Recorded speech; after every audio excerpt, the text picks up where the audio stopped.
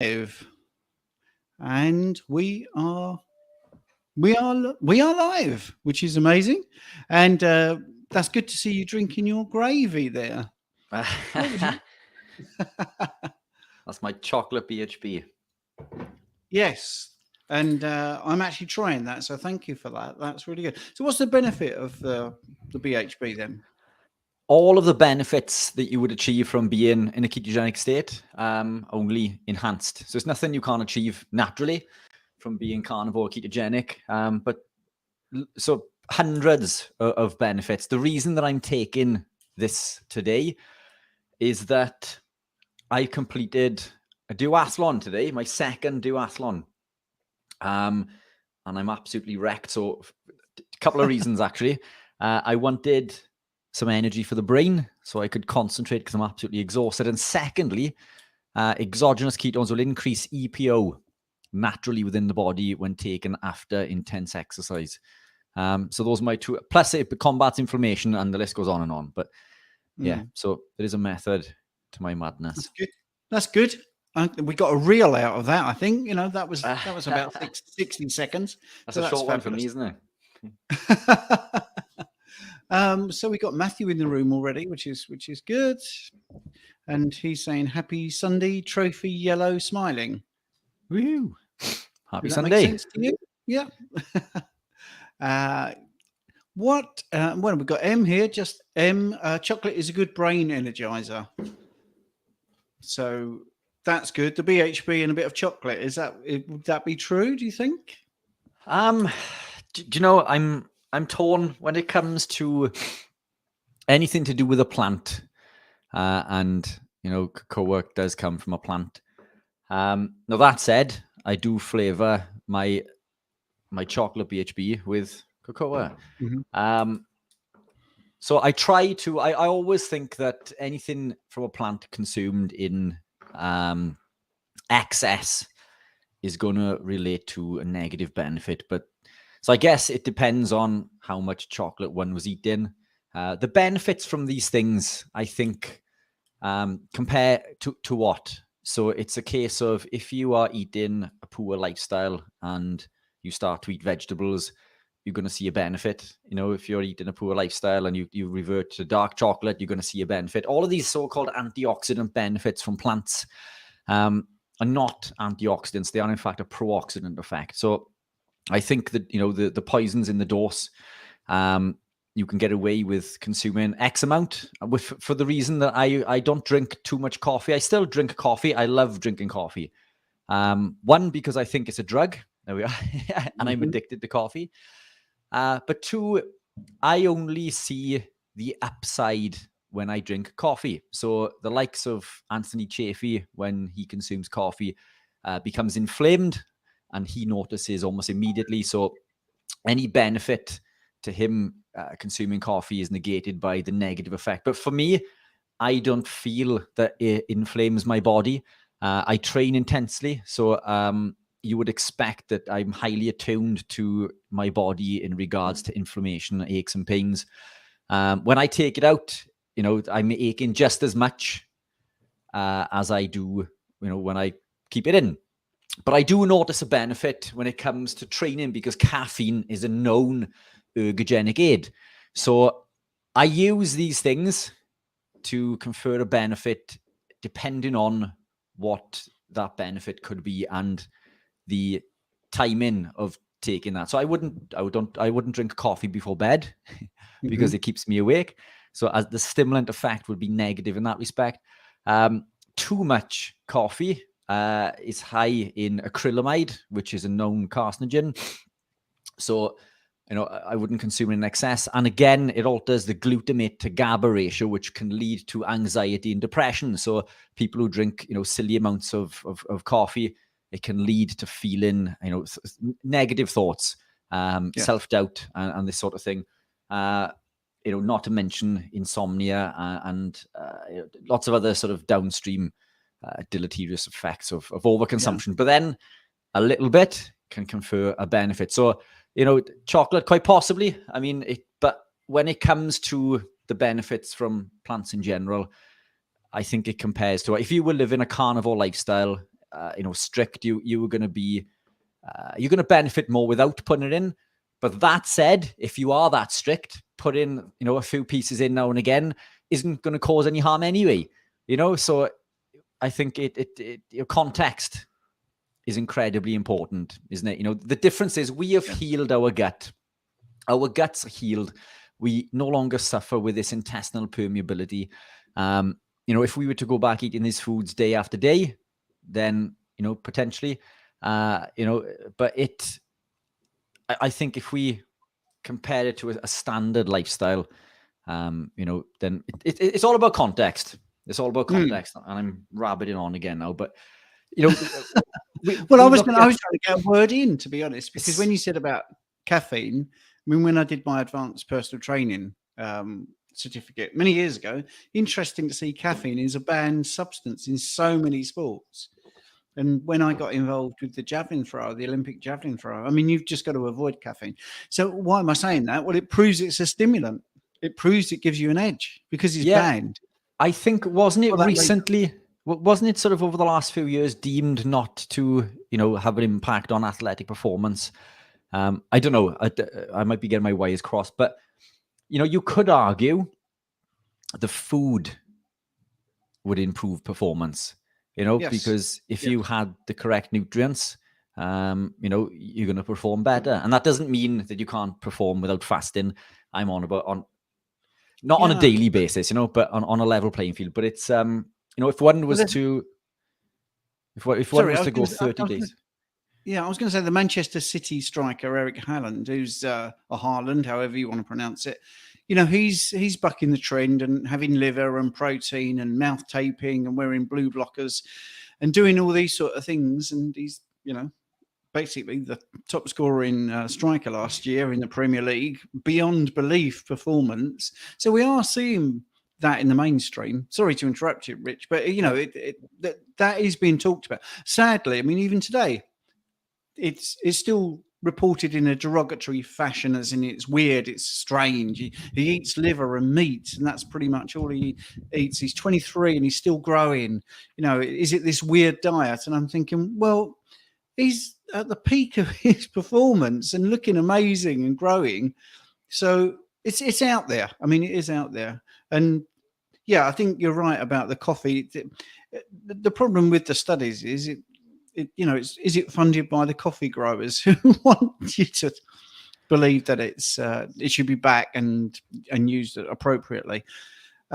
Sash mode, by the way. Hiya, guys. Good to see you. Happy bonfire night. And I wanted to say that. Remember the 12th of November, because next Sunday we've got Sally K. Norton. So the fireworks tonight, and look at the background. I've tried to make it sort of bonfire night background. But next week, surely the fireworks will really go when we got Sally K. Norton. And do they have bonfire night? I don't think they do in America, because it's about our parliament being blown up, isn't it? So Cat Diamond there. Hello from California. Hello. Cat. And we've got a question now, Rich. Matthew, would having a healthy fat with beef protein isolate powder change the absorption rate of 10 grams an hour? Sorry, I'm going to read it again, but this is in the context of something you said last week. So take two. Matthew's got this question in the context of something you said last week, and he's making a sort of an add to it. Would having a healthy fat with beef protein isolate powder change the absorption rate of 10 G an hour and 15 G in 90 minutes? You should imagine so. Yeah. I mean, I try to eat protein with fat always. Now, I do produce a whey type protein, which I believe to be, as clean as it can be. Now, that said, I believe that a beef isolate is cleaner, although it comes back to the absorption rate. So, two conflicting things, and it depends on what your goals are. But even with the protein that I make, if I do use it, or when I do use it, I will add a fat to that. The reason I don't put the fat in is that some people who are looking to increase protein are not always looking to increase fat. And the bioavailability is a lot higher from a casein protein, a whey-based casein, than it is from a beef isolate, for example. So yeah, add the fat. That's a fantastic workaround if you're not tied to tracking macros and you're not looking to restrict fat. One of the benefits to adding the protein for me is cutting for a competition, for example. So, you can eat the lean protein. You can get the tuna, the bass, the fish, the chicken. And this will stimulate the body to upregulate its own fat burning process. And that will allow you to lose weight. So if you're looking to drop a few pounds incredibly quickly, eating those lean cuts are a fantastic way. No pun intended, but another great option is adding in a protein supplement, especially if you're on the go. It's always handy to take with you. So if you are doing that and you're not tied to fat macros, by all means, put some fat in. Yeah, that's great. Yes, and Matthew, thank you for joining the Fat Club and attending our live. If you're interested in more of these live streams, we do one tomorrow at 5 p.m, but it's only in Mighty Networks. But there we go. Right, we have another question, actually. Pamela Gordon. Hello, Pamela. I am carnivore. I have been getting really sleepy after eating 2 to 3 hours. Right. I'm not doing very well with reading. I'm going to do it again. Okay, take 2. Pamela Gordon, I am carnivore. I have been getting really sleepy after eating 2 or 3 hour naps and really cold, shivery cold. Any thoughts? Yeah, I had this recently with a client. It could be a number of reasons. They could be new to carnivore, so they're still suffering with hypoglycemia after eating food and not assimilating the proteins and fats effectively. But what I found with the client that I was working with, this is somebody who has been carnivore for a long time.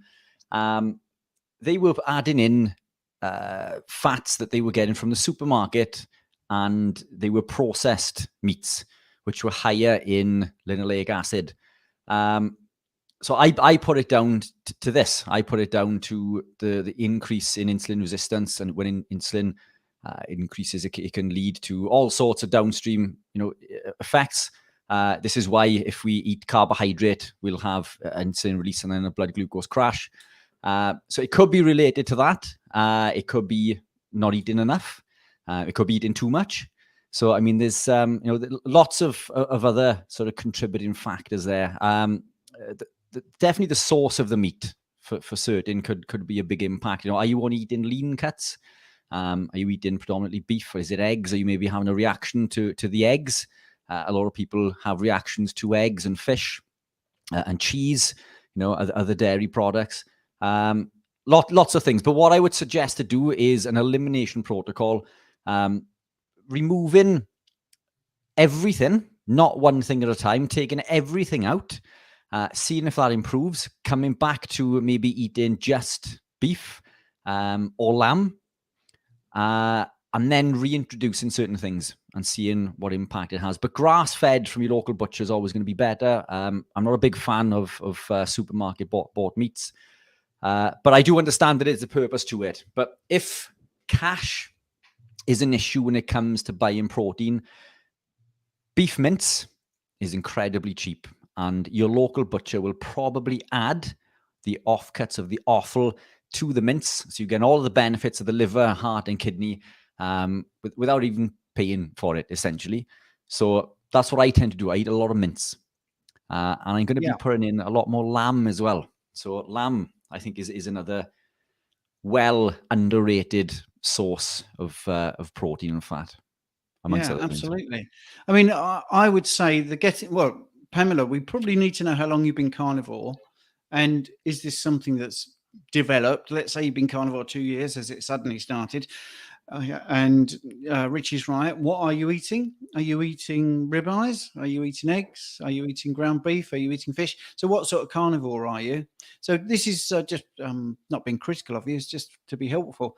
The more information you can give, but very interesting notation. I am carnivore 2 years. I get sleepy after eating, mainly after ribeyes. So because getting sleepy after eating is definitely, when you're new to carnivore, something that you experience ever such a lot, because it takes a lot more energy to digest.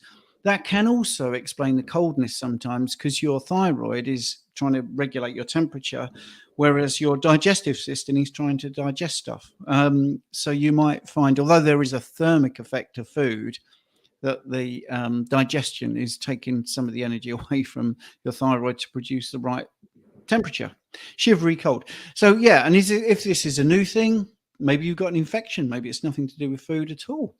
So yeah, hopefully that was helpful. We have a nice, I like this, once a week man. For those people on the audio podcast, the week is WEAK. But I do know there's a joke about a once a week man, which is so has a naughty connotation. So anyway, I like the name, and he's just saying, remember the Sizzle at 7. But yeah, it doesn't really pan properly, does it? Cammy, hey. Chocolate is very high in oxalates. The darker, the worse. Yeah, and this is the thing, because dark chocolate people like, because it's not got milk in it and it's not got, lots of sugar. But when you have the darker chocolate, you do have higher oxalates. And then you get into the subject of stearic acid. But I think we'll move on from chocolate. Don't want to talk about that too much unless it keeps coming up, and then we'll go back to it. Tom J, good evening. I think that's one of your followers, isn't it, Rich? Tom J? Yeah, Tom. Yeah, I believe so. Tom's been with us for a little while now, hasn't he? The last couple of weeks or so.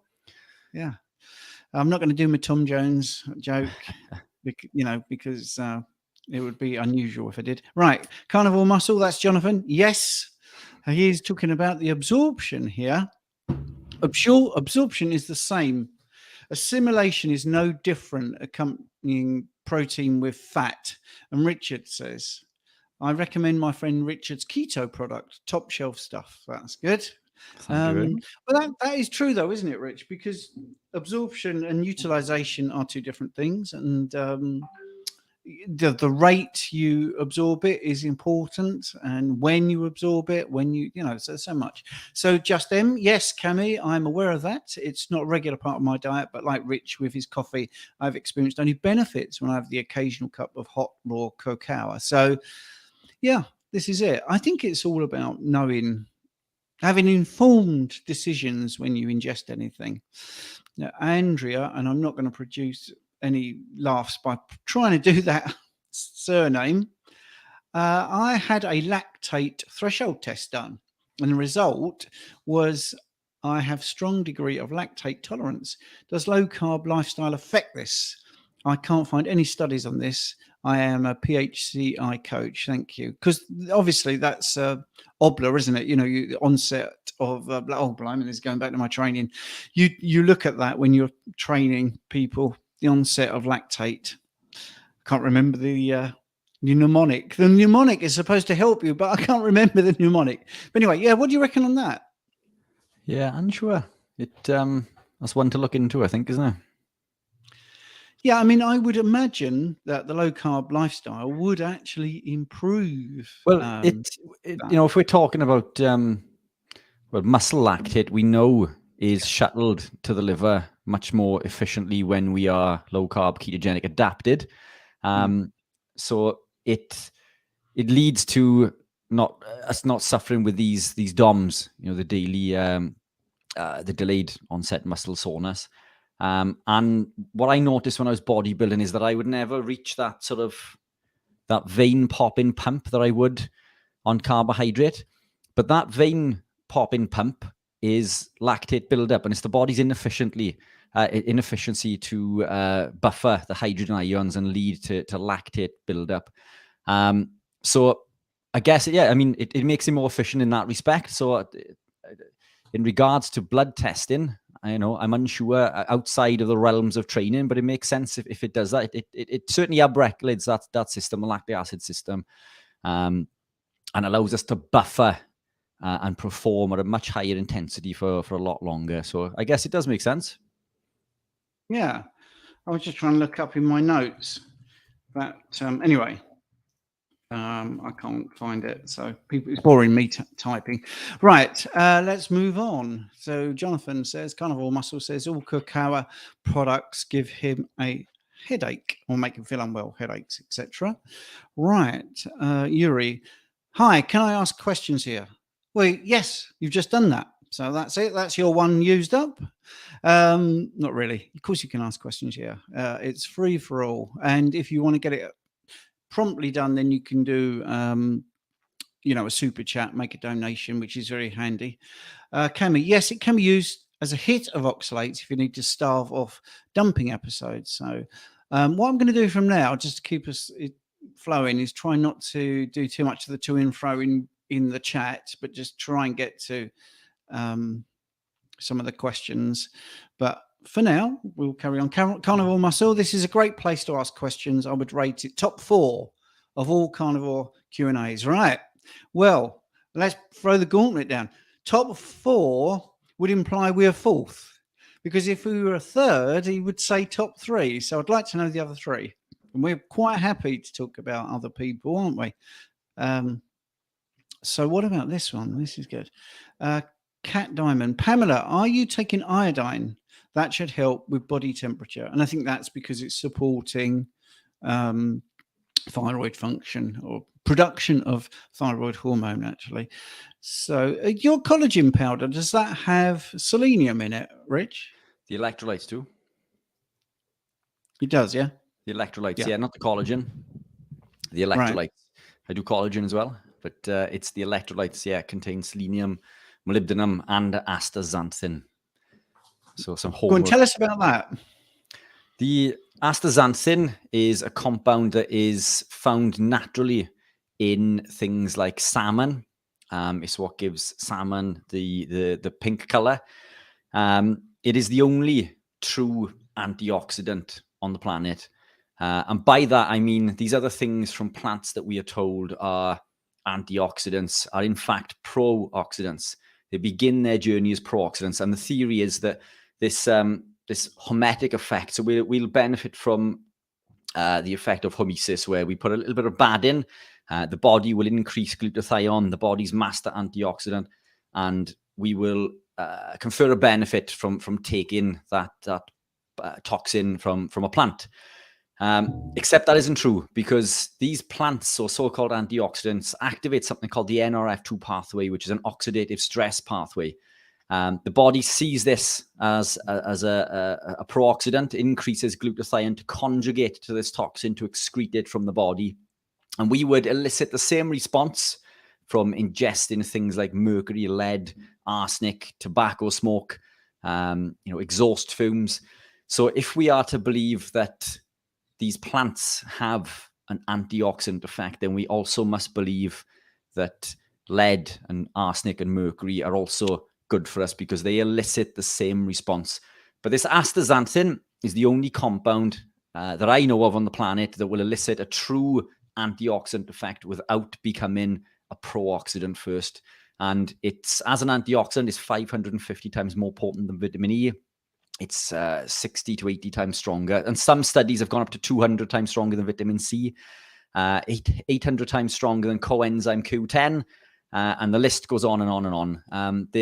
I've probably got 20 to 30 studies, clinical trials, research papers, conferring benefits, huge benefits to astaxanthin. And it comes from things like salmon. There are other animals that contain this compound as well. But astaxanthin comes in 2 different forms. We have a natural version and a synthetic version. So many supplements on the market will claim to have this astaxanthin, but in most cases, it's a synthetic version, especially if it's in the UK, because as far as I'm aware, I'm the only company in the UK that has the rights to use this particular type of astaxanthin, which is 21 times more potent than the synthetic version. So don't always believe what you read on a label. But astaxanthin, again, comes from animal proteins. So, which brings us back to carnivore. Yeah, absolutely. And OBLA was what I was trying to think of. Onset of blood lactate accumulation, also known as lactate threshold, refers to exercise intensity, at which lactate levels in the blood begin to accumulate more rapidly. And that's when your performance starts to drop off. That's brilliant, Rich. That's really good. So let's get back to the questions. So I've lost myself now. So yeah, could you speak about This is against once a week man. Was that the person that asked if we can ask a question? Anyway, no, it wasn't. Could you speak a little bit about what to use to brush your teeth? I heard Richard says he uses MCT oil. Is that true? Yeah, I use MCT oil for everything. Yeah. Do you do oil pulling? Sorry? Do you do oil pulling as well? Oil Of your teeth? pulling. Pulling. Pulling. Oil pulling. No, right. No, Well, that's that's where you put an oil in your mouth and then you sort of suck it and swirl it around and suck it, and it sort of gets in between the gaps, and you do it for 2 or 3 minutes, and some people swear by it and think it's fantastic. So as you would with a mouthwash, in effect. Yeah, pretty much. Yeah. So I'll give it a swirl. I tend to drink it, mind, instead of spitting it out. But I certainly don't swill it for 2 or 3 minutes. You know, it's a quick swoosh. And I have been known to wash my hair as well with MCT. But it can be quite expensive. But having said that, you don't need an awful lot. So you could use an avocado oil or something instead.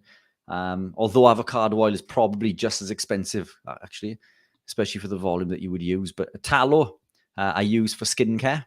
So I use a tallow cream for I used to suffer with dry hands when I was younger. In fact, all my life I've suffered with this condition where my hands would go dry to the point where if I clenched my fist, it would crack and bleed. And I was on all of these hand creams for years and years and years from the supermarkets. I had hand creams on, prescription from the doctor, medicated creams.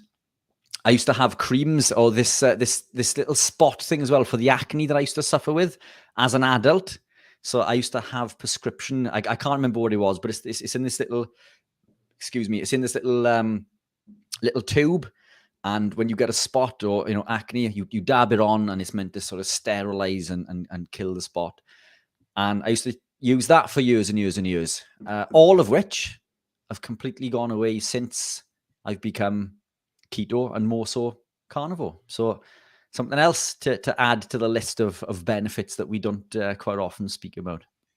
Yeah, absolutely. I mean, I use tallow in the shower. We have a water softener. So salt is added to the water. That's the first thing. So when you look at the glass on the shower, if it's got that sort of misty mugginess that you have to clean off, we don't get that at all because the water softener means that there is no staining on any of the shower panels. So yeah, I just use tallow for that. And tallow to washing. That's all I do. I don't use any other sort of things like moisturizers and stuff. Looking at my face in HD, maybe I should. Not doing too bad for 59. And I clean my teeth with a salt solution, and my hair gel is water and salt. Simple as that. It's a little spray bottle with some salt in, and I couldn't believe the difference because I used to get very sweaty when I was training, working out, and the gel would get in here and it would be awful. But anyway, since I've been doing that, it's been much better. So yeah, you can do all this fantastically. So thank you, Jonathan, for becoming a member. That's really nice. I appreciate that. And strangely enough, going back to your top four, you've actually written who you think is in your top four. So yes. So Harry Sopanos. Yes, I understand that totally and utterly. And if that's someone new to you, Rich, he would beat you hands down in long answers. He would do. He used to do weekly live streams that would be 5 hours, quite easily. Yeah, just on his own. And he is an absolute font of knowledge. And I've interviewed him a couple of times, and he's a top bloke. So I'm not going to assume in order that he's number one, but the top 3 or 4. So you've got Harry Sopanos, then you've got Bart K. Yeah, Bart, I'm not sure he does live Q&As as much as he used to. And I'm a guest on his show tomorrow. So that's quite weird. Timing, that's good. Dr. Chafee, yeah, he's all right, isn't he, Rich? He's okay. And what is CMR? What is CMR? Do you know who that is? Would that be Carnivore Muscle Revolution or something? Is that you yourself, Jonathan? I don't know. But anyway, by the way, Jonathan is a carnivore in the UK. So we've got a little bit of news here. Myself and Rich and Jonathan and Phil Escott and Ben Hunt, who's a bit too shy at the moment, we were talking about the fact we need a little group of carnivores in the UK to do a sort of weekly thing about just carnivores in the UK. So we're doing that, and I think we're doing that Tuesday night at 7 o'clock. I don't know if Rich is able to make it, because he wasn't able to make the first meeting because I think he was out with your daughter, and that's fair enough too. So it's going to be one, two, three, four, five of us. And also I'm going to put a call out there. If you know any carnivore UK carnivores, influencers that you think would be very good to get on to that show, then please suggest it, either, by emailing me or Jonathan or Rich. And because we just want a map with lots and lots of dots everywhere of all these different people that are carnivores in the UK. Do you think you'll be doing it, Rich, this Tuesday? Quite possibly. A few things to add to that. So I've the carnivore consultant Jonathan and myself recorded a podcast months and months and months ago. And it's an incredible podcast that I still haven't got round to releasing yet. I've got a massive backlog, so that's my next one to release, and I'm well behind on releasing, so stay tuned for that one. I was away on, so I left Friday to travel to Devon. So the reason for that is I was competing today in a duathlon. It was a GB qualifying duathlon, and there was around 400 of the best athletes in the UK competing. So I was well out of my league, but that happened today. But what I wanted to do, the idea was to travel up early and on the Friday, and I wanted to spend the day up there with my little girl, going to a few sort of amusement parks and various things. But the amusement park was closed due to the weather, so we were going to go to I can't remember what it's called. There's a little miniature village where things are sort of model village. What's it called? I want to say Babadook, but it's not, because that's a horror film. But it rhymes with that. There's something Baba in there. Babacool maybe. So we headed off to that on Friday, so I could spend some time with my little girl and the missus before sort of competing and doing my thing on the Sunday. Except I woke up, I had a screw in my tire on Friday morning, so I had to wait till the garage opened. I took it to the garage. They didn't have my tire in stock. I was incredibly late leaving, so we didn't leave until gone 11, and then 20 minutes into the journey I had another flat tire on the other side, to which I had to pull over and inspect the wheel and pump it up. And anyway, long and short of it is we didn't get to do anything on Friday because we didn't get up there till too late, until this attraction was closed. So I made up for that on Saturday. But that's what I was on Friday, and I competed in that duathlon today, which is the reason that I'm half soaked, I think, and a little bit exhausted. Basically fighting for my life for a couple of hours against some of the best athletes in the UK, having only recently began running and cycling. So it was an eye opener. Brilliant. So just for people that are wondering where we are in the comments, so we're 15 minutes behind at the moment, because Matthew's comment there, it was posted at 7:15. We will try to get to every comment and question. Matthew's just got a comment, really. A few years ago, I had a bodybuilder work colleague who only ate white fish, such as cod, for 7 days straight for rapid weight loss. He looked great, but was very tired. And you probably...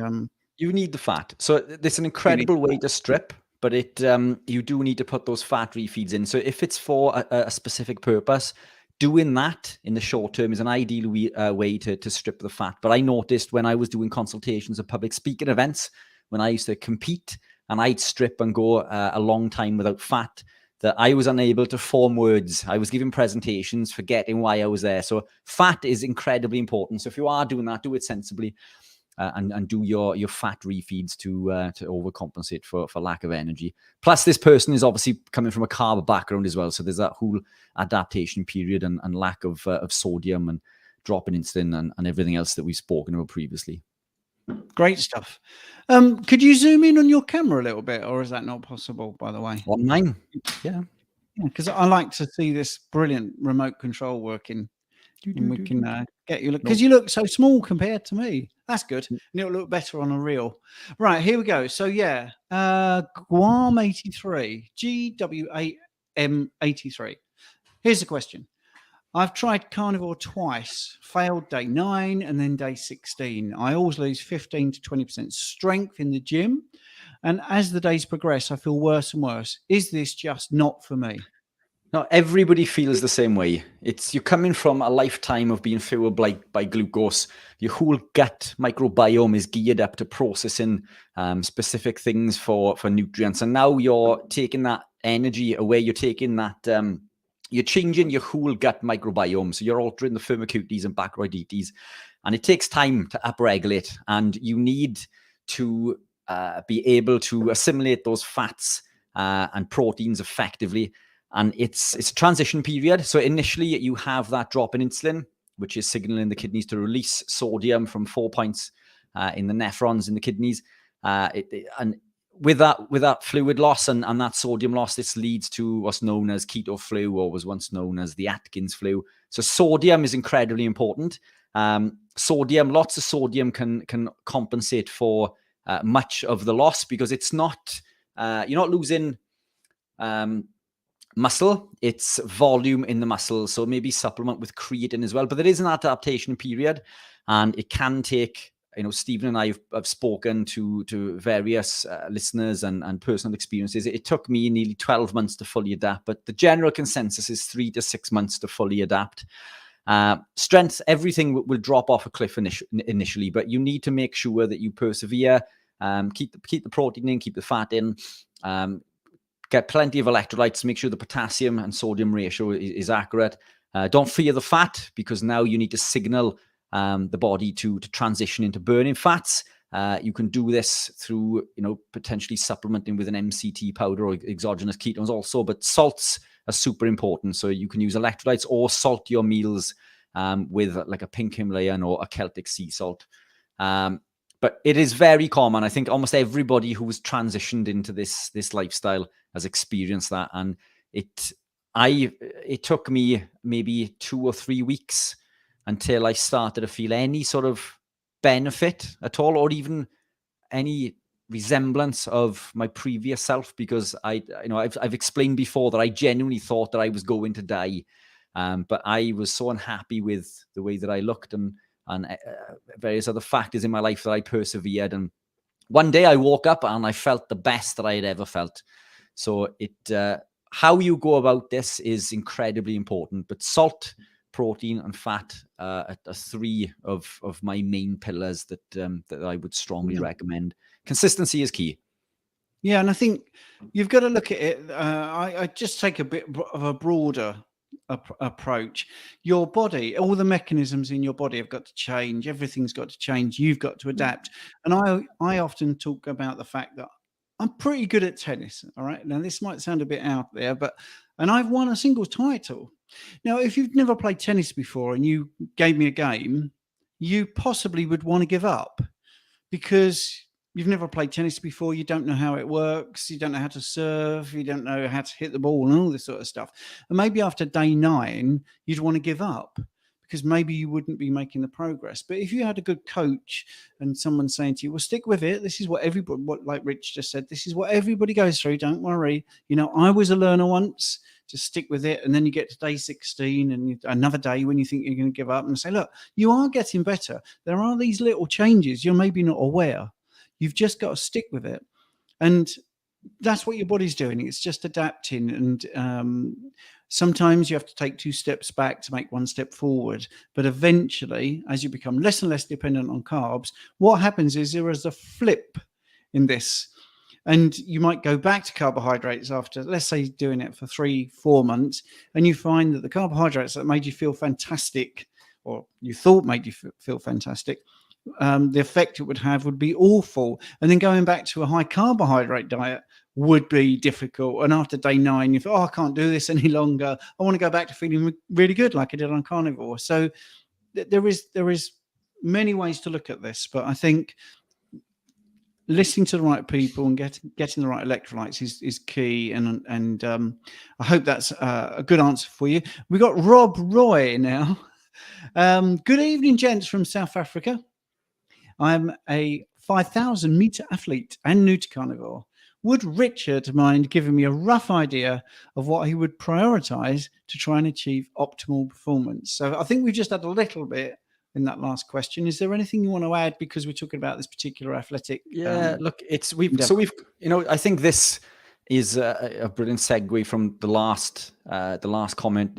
There's specific enzymes and pathways in the body that we need to upregulate, particularly the monocarboxylate transporters, the MCTs, not to be confused with medium chain triglycerides.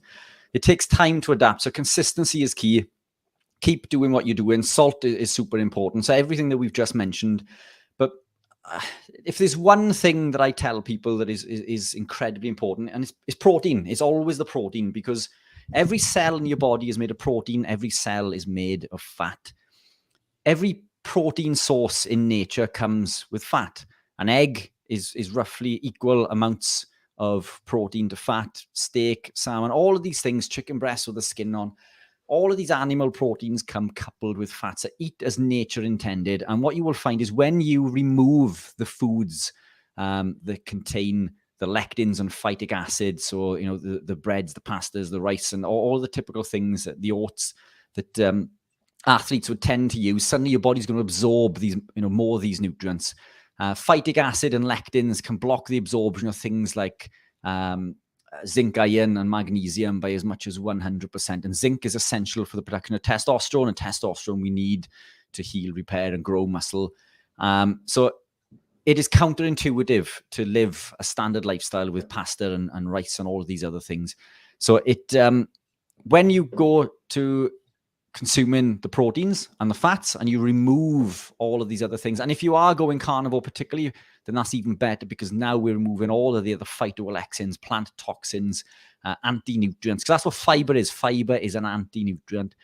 You begin to, again, absorb more of these nutrients, and we can assimilate them and process them, and we become healthier and fitter and stronger.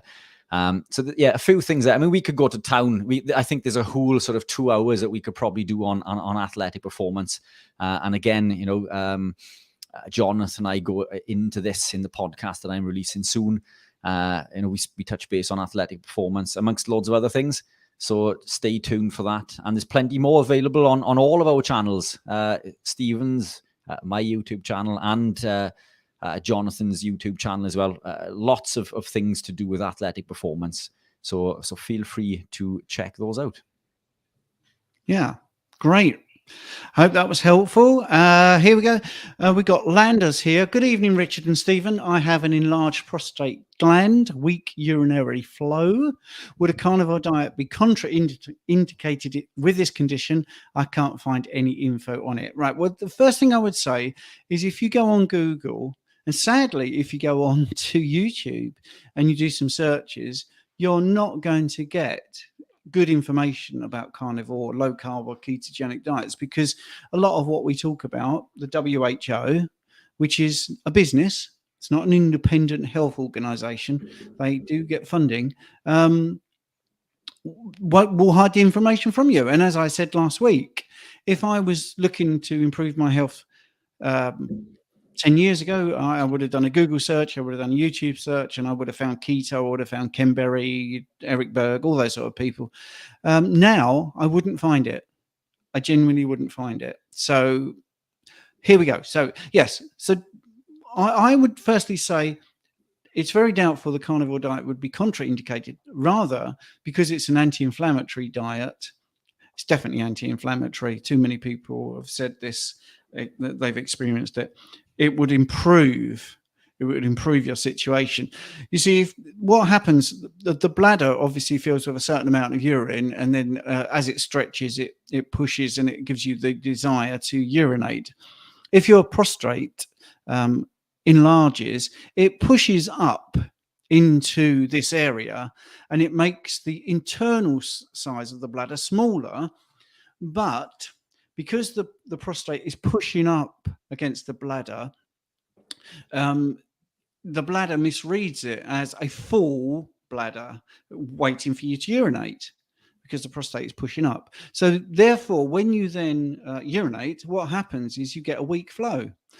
And much like the old-fashioned systems for toilets in the UK, where you'd have a big chamber full of water and you'd have a chain which you would pull, and gravity would make that flush go.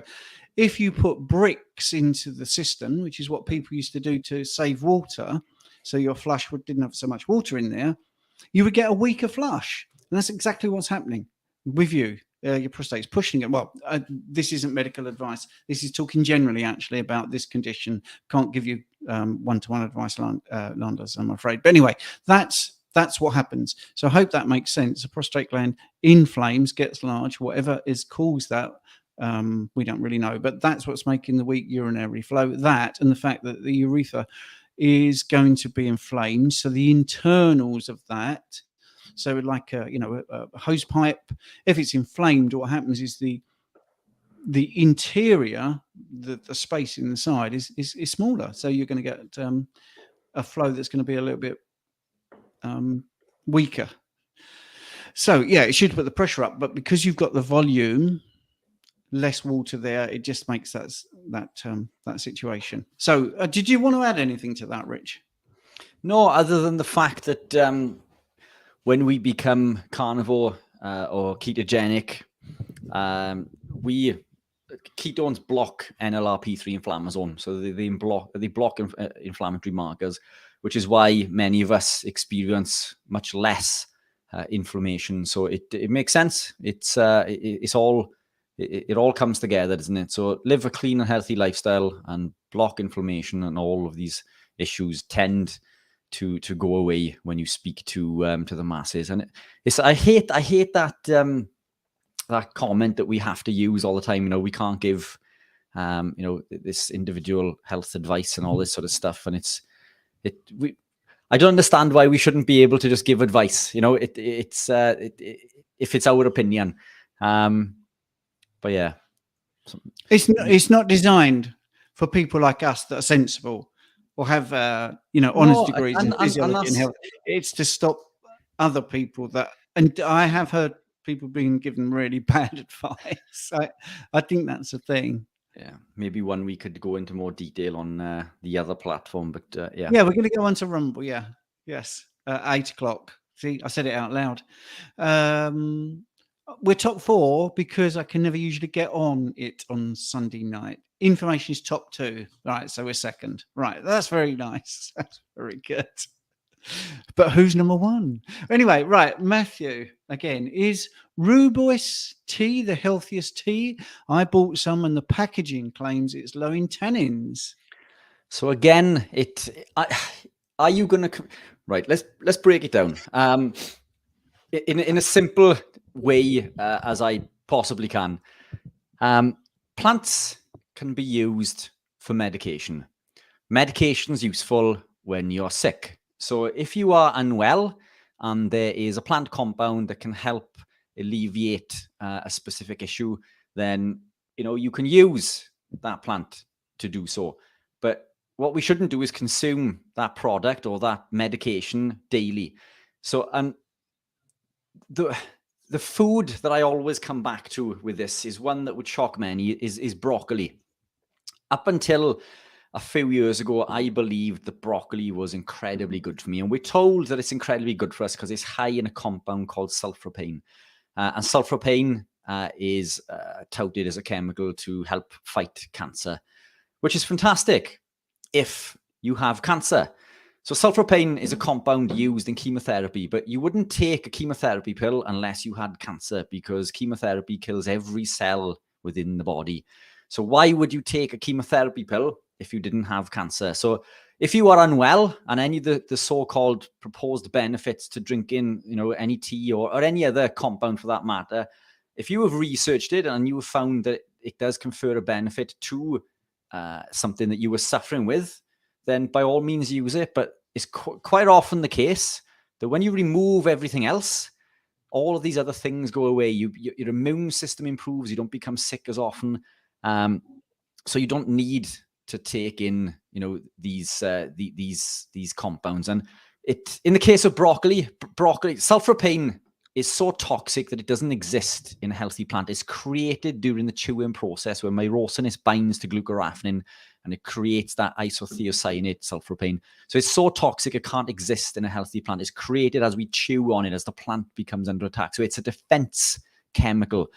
So why would we be taking defense chemicals if we are not unwell? So if you are unwell and you believe that tea is going to confer a benefit through research that you have done independently, I don't believe what it says on the packet. Look at it yourself. Look through research, on the BMJ, for example, and come to your own conclusions. So plants are fantastic for medications. If you're sick, brilliant. If you're not, then you do not need them, in my opinion, which again is not medical advice.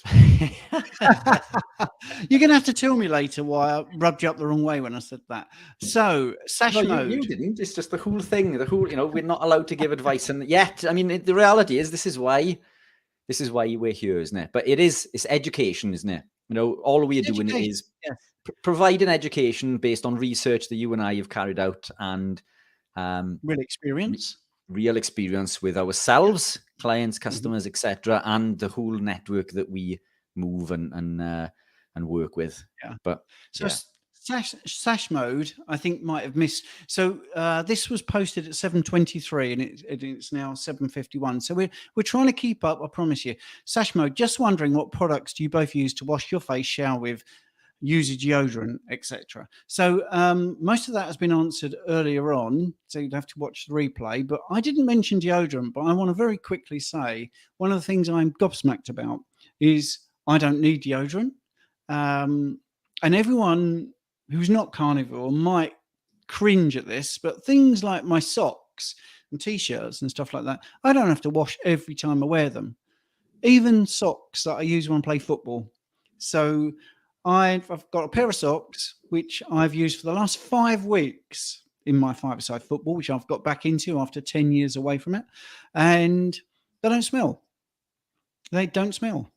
I don't need deodorant. And I think when you're reasonably strict carnivore, you don't smell. And I was thinking about this from, the old histories when you see sort of costume dramas and stuff like that.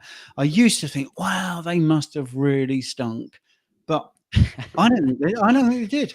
Not really, because if you're eating a decent diet, you don't smell, actually. And I think there's also, a lot of the old films, when they went back in, they had medieval serving wenches and all this sort of stuff. They'd always make their teeth really black. But actually, it's only since we've had lots of sugar that the teeth are really bad. And you've only got to look at African nations, to look at their teeth.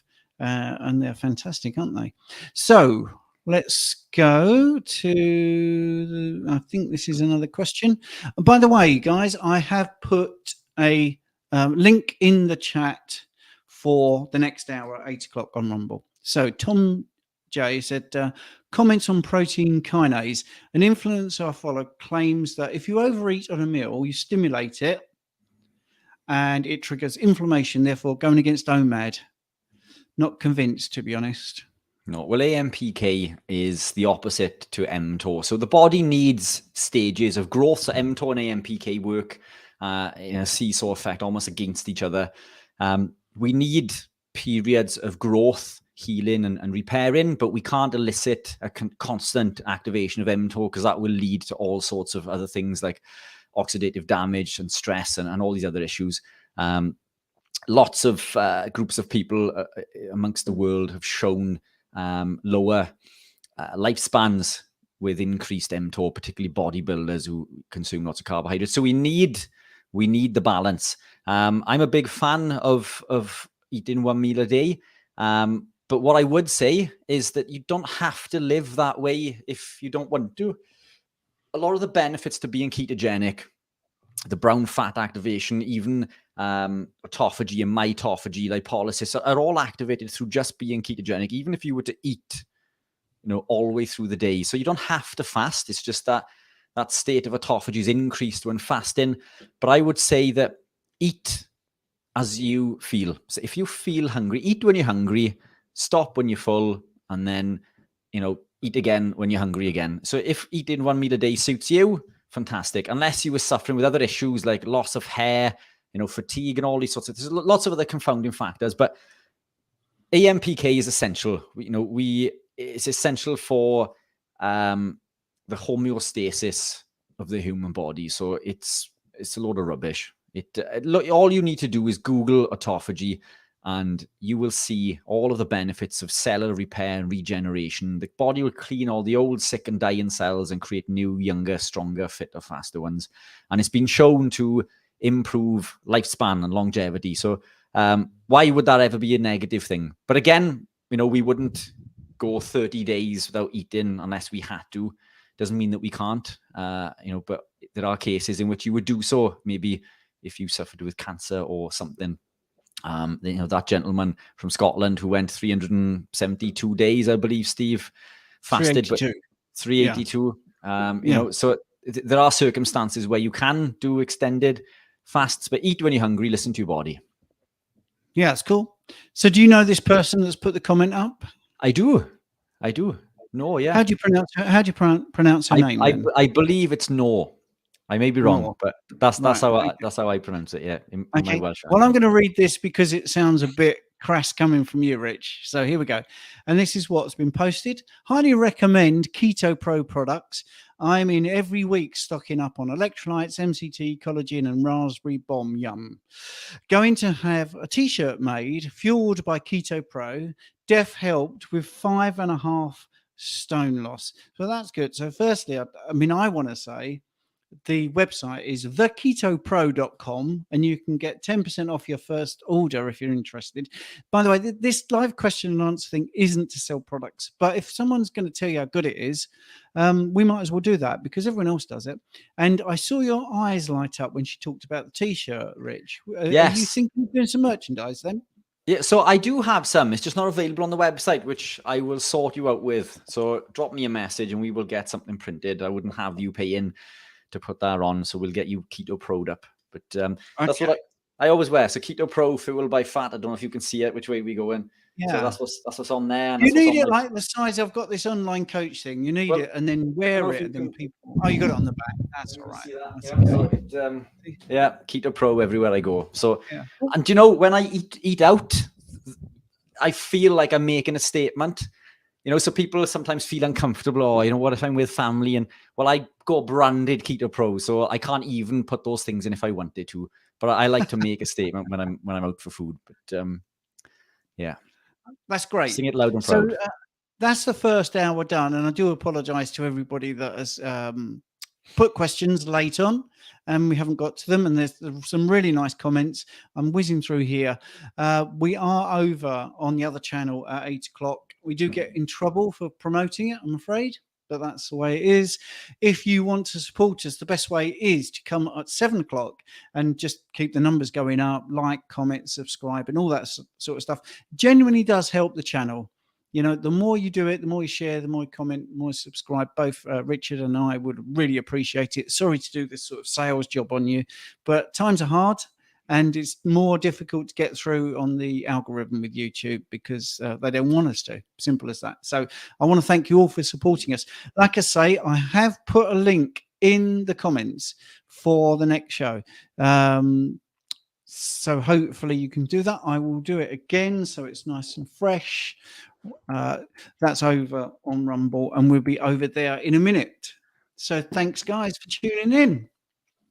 Yes, thank you, guys. We're going to end there then. I'll see you over there. Yep. Cheers, man.